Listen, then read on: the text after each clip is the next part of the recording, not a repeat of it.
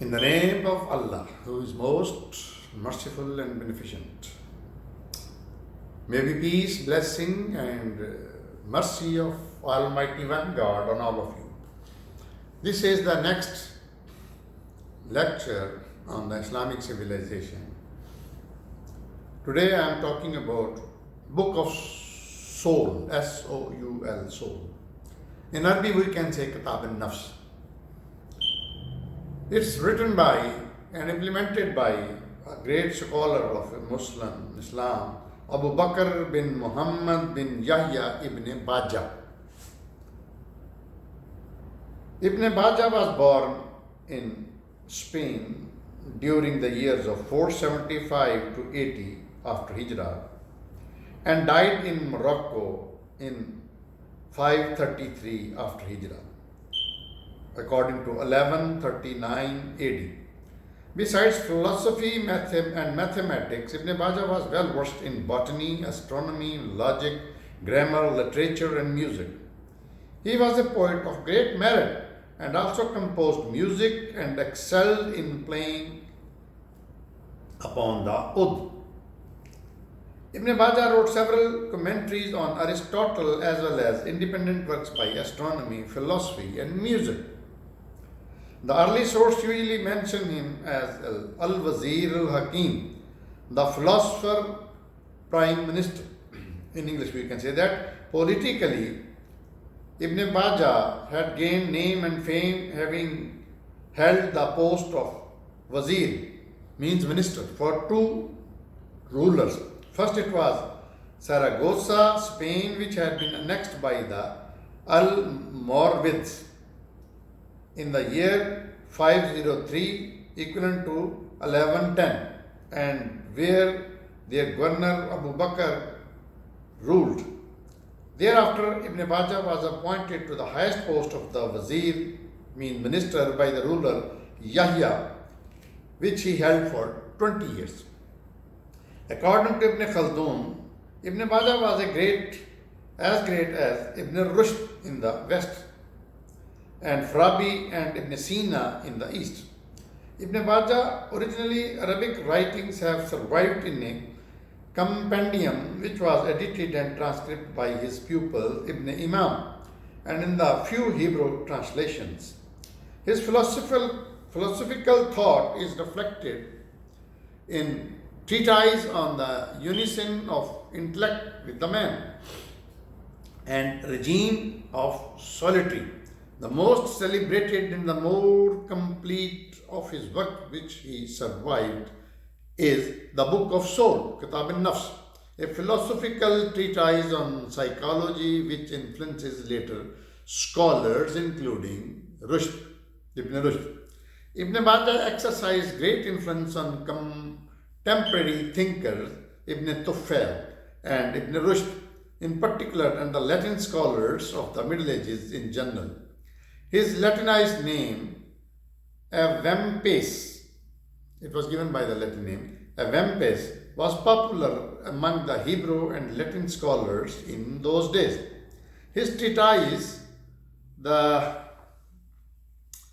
treatise on the unison of intellect with man and regime of the solitary, were translated into Hebrew and widely read in Europe. Ibn Rushd acknowledged in his book Ibn Nafs, Kitab al-Nafs, that what he exercised concerning mind is the view of Ibn Baja. However, sometimes Ibn Rushd also re-examines and criticizes the philosophical view propounded by Farabi, Ibn Sina and Baja as well.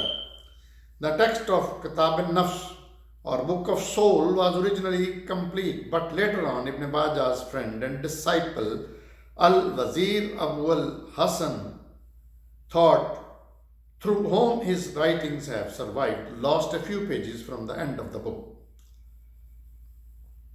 Like his book treatise on the unison of intellect with man, Ibn Baja refers to Kitab al-Nafs or Book of Soul in terms that clearly indicate that it is his original and independent work, while he refers to some other works of his as notes or commentaries on the works of Aristotle.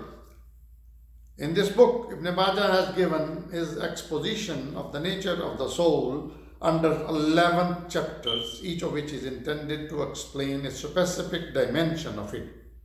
These are: number 1, nature of soul; number 2, the nutritive faculty; number 3, faculty of sense perception; number 4, faculty of seeing; number 5, faculty of hearing; number 6, faculty of smell; number 7, taste, the faculty of perceiving flavor; 8, touch, the faculty of perceiving tangible body; 9, common sense, a sense composite of the 5 faculties from sight to touch; 10, faculty of imagination; 11, the reasoning faculty.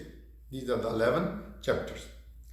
Ibn Bajjah, as philosophical treatise on psychology, is the earliest text known so far that gives the gists of all the 3 books of Dr. Anima and Aristotle. Besides, Ibn Bajjah refers to Plato, Alexander, Galen, and Themistius of Muslim philosophers. Of Muslim philosophers, he refers to Farabi admiringly and also mentions Ghazali with respect and reverence. In Kitab al-Nafs, or Book of Soul, Ibn Bajjah offers for the first time a complete and comprehensive survey of peripatetic psychology as well as the Islamic view of soul and its faculties. Ibn Bajjah has relied on the works of Farabi in dealing with the philosophy and logic, but has made considerable additions. He has adopted an entirely different method of philosophical investigation, insofar as he has based his metaphysics and psychology on physics. He brings his discussion of the soul by stating that bodies, natural or artificial, are composed of matter and form, their form being the permanent acquisition or the entelechy of the body. According to him, knowledge in man means his seeing the existent together with their perfect existent in his intellect through the insight of his soul, which is a gift of God. The gift of God is of different grades in different men, the greatest insight being that of the prophets who perfectly know him and his creation, means God. Thus, in his philosophical system, Ibn Bajjah began by describing Aristotelian psychology and finally arrived at the concept of prophecy and revelation, as was arrived by the Ibn Sina. Imam Ghazali dealt with the subject in his Mishkat al-Anwar.